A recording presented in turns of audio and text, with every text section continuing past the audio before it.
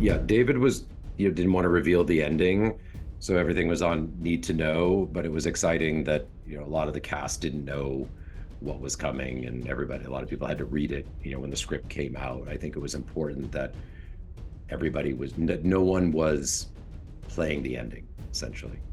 Right, That right. wasn't, that was something that nobody was tipping something or looking, the wrong way or too long or playing anything out. It was important to David and important to everybody that we just play the moment that we're in, that this is unfolding.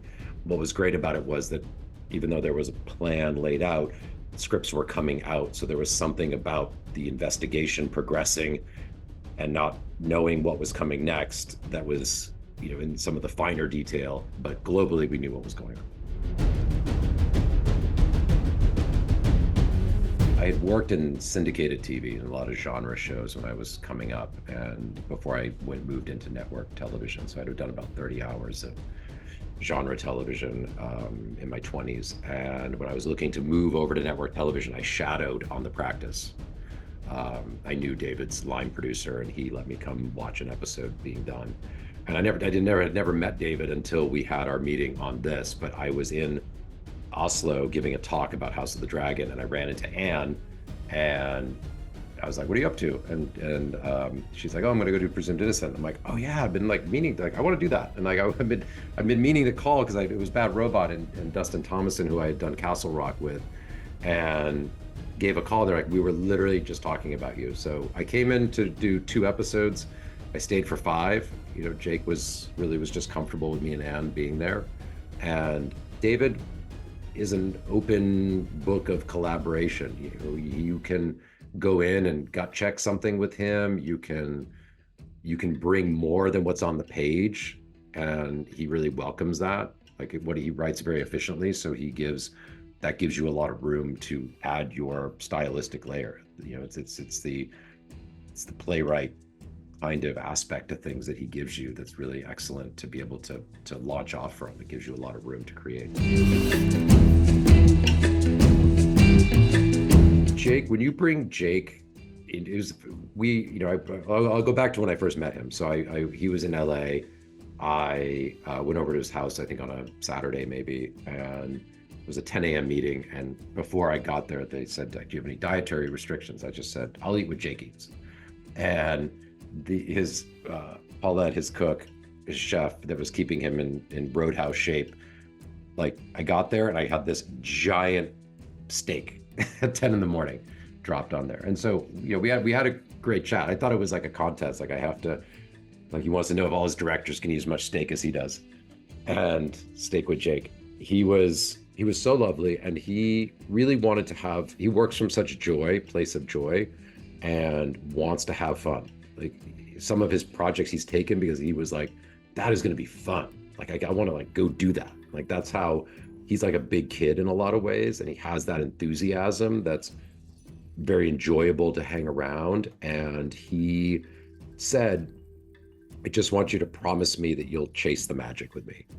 And that was music to my ears to hear that we're onto something, that we lean into what that thing is and see where it takes us. And so when you bring Jake into the tent of collaboration, he is your greatest ally, and he will help you achieve what you're trying to go for as a director. He will have your back through anything that's going on. And that is really refreshing because it's not sometimes the way that TV is traditionally structured in terms of the role of the director. And he really didn't know any other way to work. So it was a real collaborative and energetic and inspiring process. I left work every day excited and went to work every day pinching myself at the how the depth of our cast every day. And Jake auditioned.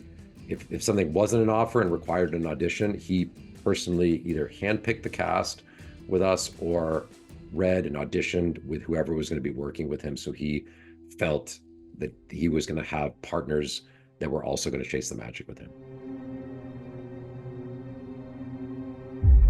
I had to fanboy him when I first met him. I'm just going to like get this. I usually just want to get it out of the way, whether it was working with Tim Robbins. I had to geek out about Shawshank. It was like, whatever it is, I just want to, but I do go to films because Jake's in them. Like he's someone that I personally will go see. I'll go see Prisoners because he's in it. I'll go see Enemy because he's in it. Like those things, it attracts me, his work and his way of working, which is incredibly natural. There's such an ease that he has in front of the camera that has taken 30 years to craft, and it's beautiful to watch.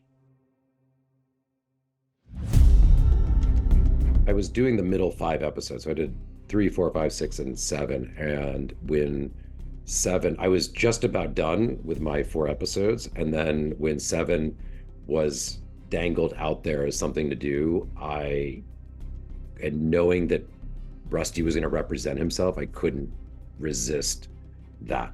Like I had to be part of that. And I stayed on to do episode 7. And I wanted that one because I've been going in relative sequence and wanted to build a certain hectic camera and that feeling that the bottom has just come out from under the entire show and that anything can happen. And as things are happening, they're happening quickly and in real time. And I wanted people really to feel that all the way up until the moment that Jake is alone in the bathroom in episode 7, just before he goes into court, which actually was originally in the beginning.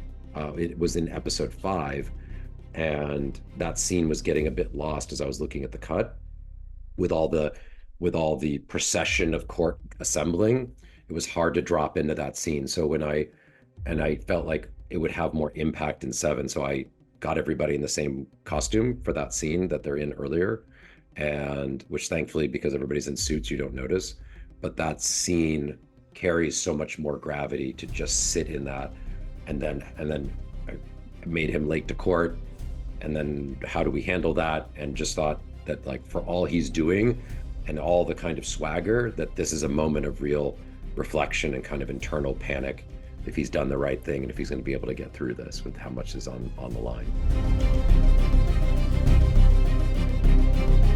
I mean, that's really in David's hands. I mean, there's things I'm interested in. We didn't touch on Sandy Stern this season. You know, and I love that Raul Julia character from the movie. So I don't know where things will go and where David will take it next. That's in David's mind and the perfect question. But of course, I'd love to be part of another go at this. I mean, that was exciting. I mean, I brought my daughter to the Creative Arts Emmys where I think we had 9 nominations at that Emmys, and then we had Best Show in the Emmys, the main Emmys the week later. And I was like, the best part of that night was taking my daughter and going to Pizzeria Bianco after that. You know, seeing the sum of everybody's hard work. I love leading my teams to various nominations over the years. It's been a real source of pride producerially when I see the people that have worked so hard kind of under your watch being rewarded or recognized for the hard work they put in. So it's I feel like a proud dad anytime I'm seeing anything like that. Thank you.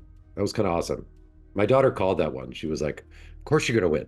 So my 10-year-old, and of course she was like in her room is where she like the second she got back, she's like, that is mine. So that was exciting and crazy and wild to see how that happen. That first season was really magic to be able to work on. Really, like I was talking about it recently. There's times when I was shooting House of the Dragon that were actually emotional, where you just, you know, you've shot on the side of a mountain, the sun is setting, you've conquered this place, you've done a beautiful scene. Like there were so many things I'll never forget from that experience.